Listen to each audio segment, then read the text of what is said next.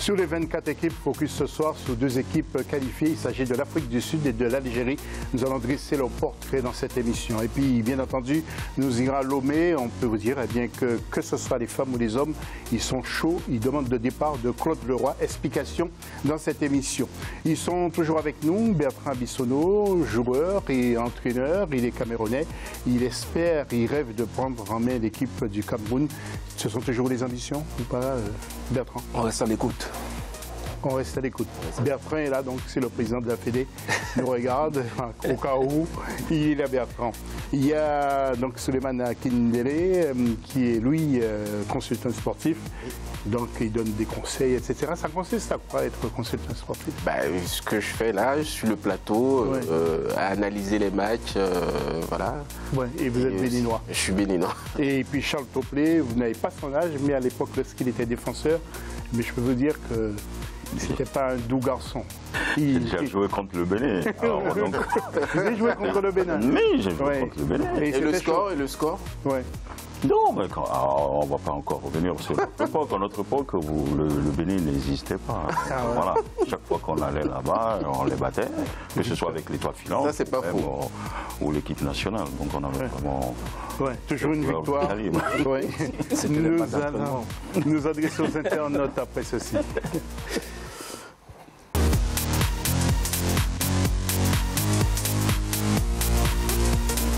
Alors pour la question, les entraîneurs sont-ils systématiquement responsables ou montrés du doigt après des échecs? Vous intervenez sur Facebook Africa 24 TV et le Twitter avec le hashtag Africa 24. Le dossier du magazine maintenant.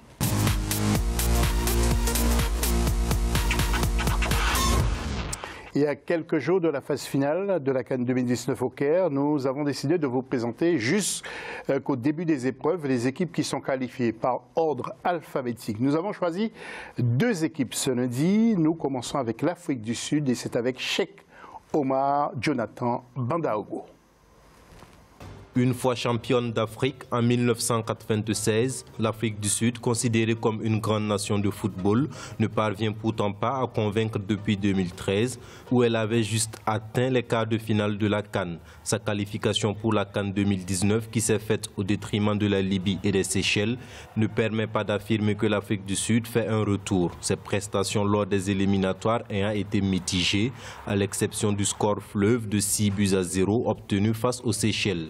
Ses contre-performances ces dernières années ont été plus visibles dans le cadre des éliminatoires de la Coupe du Monde 2018, où face au Sénégal, le Burkina Faso et le Cap-Vert, les Bafana Bafana ont enchaîné plusieurs échecs.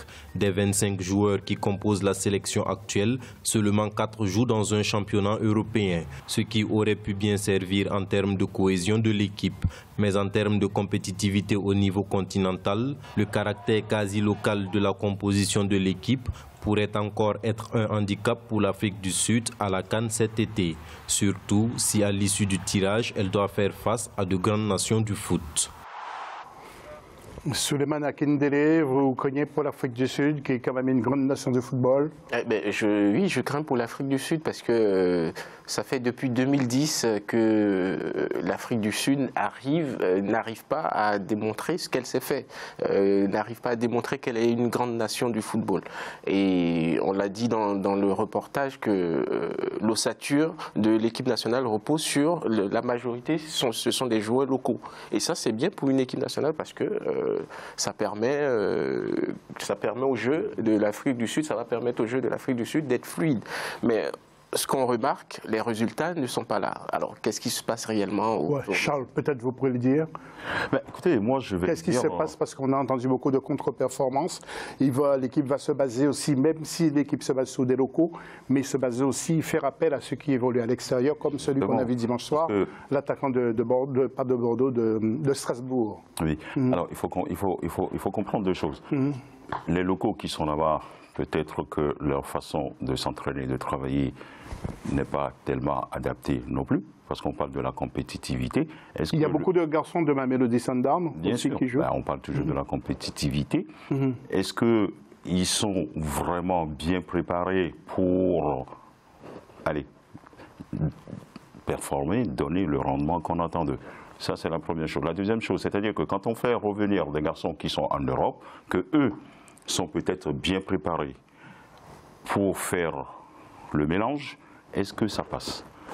Je ne pense pas. Je ne pense pas que ça passe. Parce qu'il y a deux choses qu'il faut qu'on arrive à comprendre. Ceux qui sont là-bas ont des difficultés déjà pour la programmation, la préparation du travail. Ceux qui sont ici viennent avec une autre mentalité. Est-ce que les deux sont associables, sont associés? Ça, c'est la difficulté. Et c'est deux footballs différents. C'est deux footballs différents. Maintenant, c'est l'entraîneur ou le sélectionneur qui a la responsabilité de bien voir la problématique et trouver la solution pour que cette cohésion puisse s'affirmer. C'est donc effectivement une équation à résoudre. Bertrand, avant de vous retrouver, nous allons voir justement le sélectionneur qui est écossais. Il s'appelle Stuart Baxter. C'est un ancien footballeur. Vous pensez qu'il peut, comme disait Charles, réussir cette mayonnaise ou pas? 99% de l'effectif, on l'a dit, est composé de joueurs évoluant en Afrique du Sud. Aujourd'hui, que vaut le championnat sud-africain? Si ce n'est Mamelodi Sundowns qui est en quart de finale. C'est là le problème. Avant, ils avaient une bonne équipe parce que le championnat sud-africain était pratiquement la référence en Afrique. Aujourd'hui, les autres pays du Maghreb ont pris le dessus. Ça fait que si tu as des joueurs locaux qui composent la majorité de ton effectif, avec 4 joueurs, si j'ai bien entendu, qui viennent des championnats européens, pour moi, ce n'est pas suffisant. Maintenant, il y a un tirage au sort. Ils vont tomber sur quelle nation? Ça, il faut attendre. Oui, il faut attendre. Alors, nous allons voir en image certains joueurs, justement comme Léo Motiba, qui joue à Lille. Il y a aussi Aubrey Modiba, de Supersport United. Il y a Modisha, qui joue à Mamelodi Sundowns. Il y a aussi Kigan Dolly, qui joue du côté de Montpellier. Et puis, je vous l'ai dit, il y a un garçon qui joue à Strasbourg, qui était là, je crois, hier soir aussi. Donc, voilà un peu les éléments forts que nous avons sélectionné pour ce qui concerne cette équipe de l'Afrique du Sud. Alors, jetons un œil maintenant sur le championnat d'Afrique du Sud. Maintenant, vous allez voir le classement. Orlando Pirates est en tête devant Mamelodi Sundowns. Non, c'est ça, Orlando Pirates et Mamelodi Sundowns ont le même nombre de points. Leeds University est troisième avec 41 points. Cape Town City 40 points avec Polokwane City 40 points. Vous voyez les dernières équipes avec Maritzburg United qui est à la dernière place. Nous allons enchaîner sans perdre du temps avec la deuxième équipe que nous avons sélectionnée pour ce lundi soir. Il s'agit de l'Algérie et c'est toujours Cheikh Omar Jonathan Bandargo qui nous dit quelques mots sur les Phoenix. Avec 17 participations à une phase finale de CAN et 4 à la Coupe du monde de football, l'Algérie ne se présente pourtant pas comme un prétendant sérieux au titre de champion d'Afrique 2019, lequel exploit portera à 2 le nombre de ses sacres après celui de 1990. Mais l'objectif actuel de la Fédération algérienne de football est d'atteindre le dernier carré de la compétition. Pas évident vu les résultats obtenus lors des éliminatoires face à la Gambie, le Togo et le Bénin, qui lui ont juste permis de se qualifier avec 11 points. La parfaite forme, l'Algérie n'en dispose pas pour cette CAN. Mais comme certaines équipes lors des éliminatoires, les Fennecs peuvent s'illustrer en outsider ou même en favori si le tirage au sort venait à les placer dans un groupe abordable. Du moins, l'Algérie reste la nation arabe la moins forte de cette première CAN à 24 équipes. Bertrand, pourquoi ça ne va pas pour l'Algérie depuis quelque temps? J'ai l'impression que l'ancienne équipe marchait plus fort. J'ai l'impression qu'il y a des égos dans cette équipe, des joueurs qui pensent plus à leur intérêt personnel pour les autres clubs, pour leur club. Vous avez trouvé le mot juste. Il y a des égos. En fait, c'est beaucoup de bons joueurs qui ne peuvent pas former une équipe. Et là, c'est le rôle de l'entraîneur. Parce que quand vous avez Mahrez, vous avez Brahimi, vous avez Fegouli, j'en passe, normalement, l'Algérie devait être parmi les équipes favorites. Alors regardons justement Belmadi, vous le connaissez bien, Djamel Belmadi, l'entraîneur, votre homologue? Oui, mais c'est ce que je disais, c'est à lui maintenant, après avec son vécu d'ancien joueur, il doit trouver le juste milieu. Maintenant, c'est tout le temps pareil, l'Algérie nous laisse toujours sur notre faim, on a vu la dernière CAN. Même s'il était dans une poule avec le Sénégal, la Tunisie et le Zimbabwe, si je ne me trompe pas. Compte tenu des joueurs qui composent cette équipe-là, qui jouent dans des grands clubs, normalement, ça devait être au moins en quart de finale, voire les demi-finales. On n'est jamais sûr. Charles, c'est l'homme qu'il fallait, Belmadi? Ben, écoute, s'ils n'ont pas autre chose, donc je pense qu'ils peuvent se contenter. Vous êtes dur, Charles. Oui, non, mais parce que j'ai vu un peu tous les sélectionneurs qui sont passés en Algérie. Ali Lozic, j'en ai vu plein. Mais bon, il reste Madjer et d'autres. Mais ces garçons-là ne restent pas. Est-ce que c'est leur posture qui ne convienne pas, ou alors il y a quelque chose, on a parlé de l'égoïsme ou de l'ego donc de certains joueurs, donc ils sont très talentueux, je dirais même très intelligents, mais ils n'arrivent pas à former une équipe. Qu'est-ce qu'on nous demande aujourd'hui?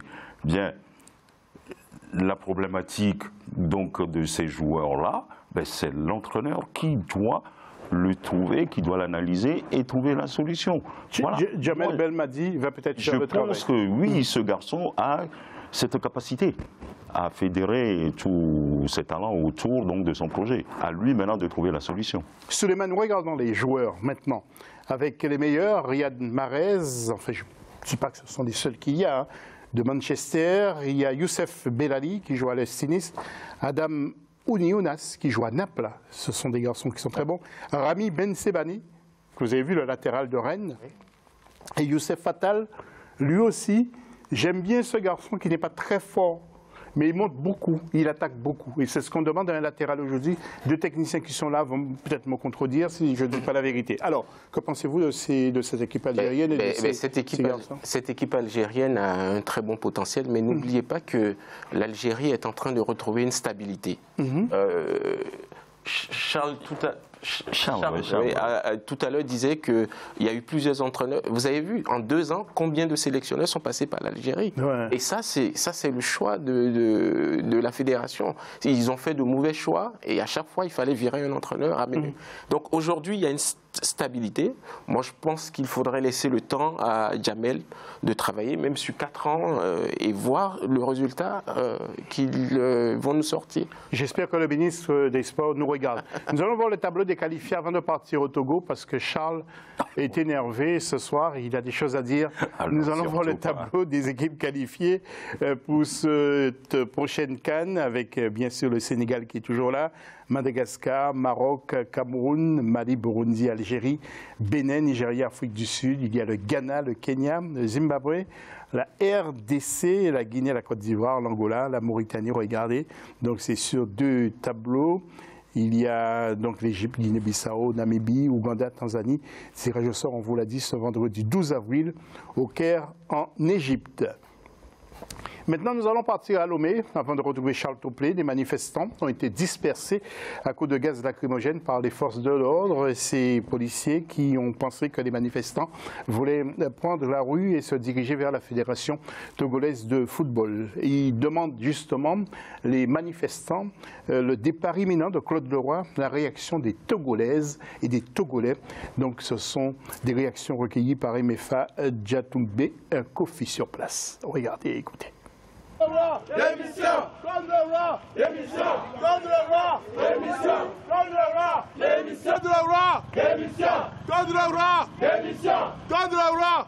Il nous faut un bon entraîneur, un entraîneur qui est en odeur de sainteté avec la fédération, en communion avec le peuple togolais. Et c'est ce que nous exigeons, parce que Claude Leroy, pendant 3 ans, est venu, n'a pas apporté grand-chose au football togolais. Le Togo dégringole en matière de classement FIFA, et cela ne nous honore pas. Avec son salaire, tout ce qu'on lui donne, tous les moyens qui sont mis à sa disposition, nous attendions à de meilleurs résultats, mais ce n'est pas le cas.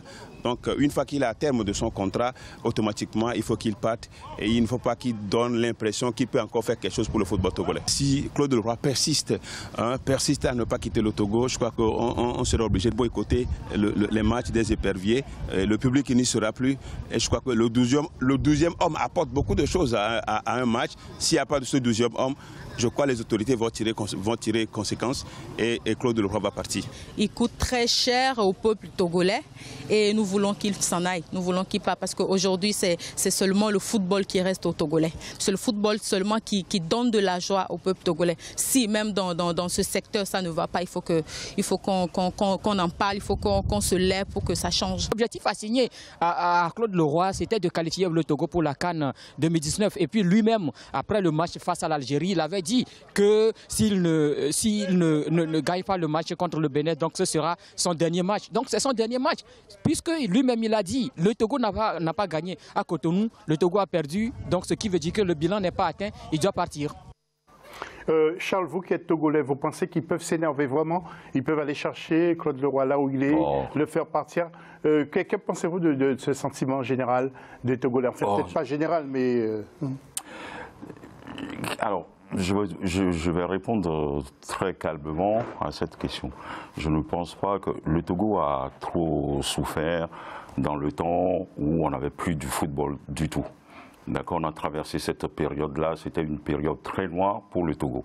Claude Leroy a pris les rênes. Je pense qu'il a fait ce qu'on lui a demandé de faire, parce qu'il avait présenté, il était là pour une mission. D'accord? Et je pense qu'il a bien rempli sa mission. Maintenant, il n'a pas pu qualifier le Togo à la CAN. On ne va pas jeter tout ce qui a été fait jusqu'à maintenant à l'eau. Non, il faut garder son calme, prendre la problématique, l'analyser et voir ce qui a fonctionné, ce qui n'a pas fonctionné, ce qu'on peut encore améliorer pour aller vers l'avant. Aucune responsabilité des joueurs à des bailleurs. Je pense que oui, non, mais je dis encore tout à l'heure, quand j'ai parlé de la problématique, parce qu'il y a toujours des solutions à trouver à chaque problématique.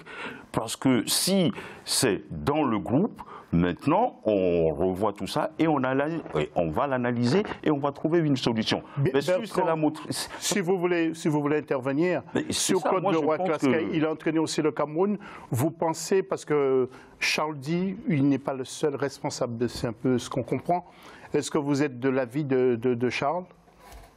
Charles a fait un peu le tour, mais quand il y a une défaite ou une non-qualification, il faut revoir tout dans l'ensemble. Il ne faut pas seulement voir une personne. Claude Leroy, pour moi, il a échoué parce que l'une de ses missions était de qualifier le Togo. Il ne l'a pas atteint. Peut-être qu'il a atteint d'autres objectifs, mais celui-là, il ne l'a pas atteint. Maintenant, est-ce qu'il faut seulement se baser sur cet objectif-là pour faire des comptes? Pour ma part, non. Le Togo doit rajeunir son équipe. Il y a des joueurs, pour moi, qui ne doivent plus être à l'équipe nationale du Togo parce qu'ils n'apportent plus rien. Ce n'est pas seulement Claude Leroy. Et c'est peut-être là aussi qu'il a fait une erreur. Qui en appelant des joueurs qui n'étaient... C'est ce que j'ai dit tout à l'heure, que dans chaque stratégie, ou quand on est en face d'une problématique, on a identifié, il faut apporter une solution. Oui, c'est ce que je dis. Ce que vous devez savoir, Charles, si je peux me permettre, c'est lorsqu'il y a une défaite, la personne qui est ciblée, c'est l'entraîneur. Ça, je le sais. Parce qu'on ne va pas, vous le savez bien, on ne va pas virer tous les joueurs, ou alors les présidents de la fédération ne vont pas virer tout le monde, ils vont cibler une personne, l'entraîneur, il va être viré. Maintenant, quels sont les objectifs qu'on a donnés à Claude Leroy? Si c'était pour qualifier le Togo à la CAN, il a échoué. Maintenant, pour moi, je ne pense pas que parce qu'il a échoué, il doit être viré.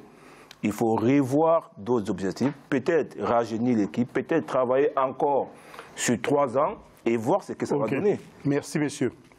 En tout cas, merci pour cette analyse. Bertrand, vous allez nous quitter dans cette deuxième partie. Pour l'instant, nous vous débranchez rien. Et c'est une jeune fille qui va prendre votre place. Elle est journaliste du Sénégal, c'est Sira Silla. En tout cas, merci d'être venu. Bertrand, comme je dis souvent, vous connaissez la maison. Et nous aimons la présence des techniciens sur notre plateau pour parler vraiment de football africain. Merci encore, Bertrand, d'être venu. Restez avec nous. Nous allons parler encore de football, de racisme en Europe, juste après la pause. Et puis nous allons aussi ouvrir une parenthèse sur le basket, puisque Sira Silla vient aussi pour nous parler de basket avec un moment qui est très très attendu. Vous allez voir. À tout de suite.